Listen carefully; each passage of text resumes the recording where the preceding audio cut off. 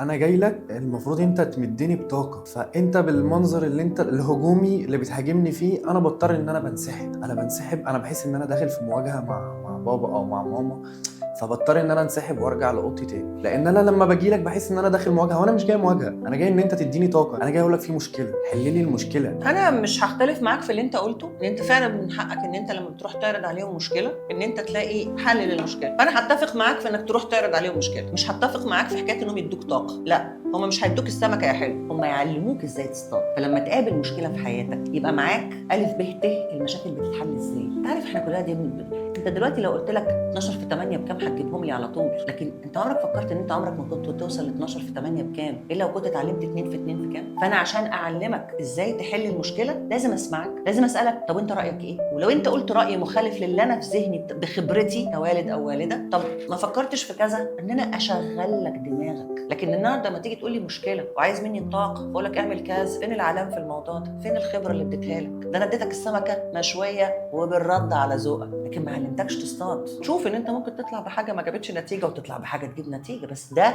تشغيل دماغ.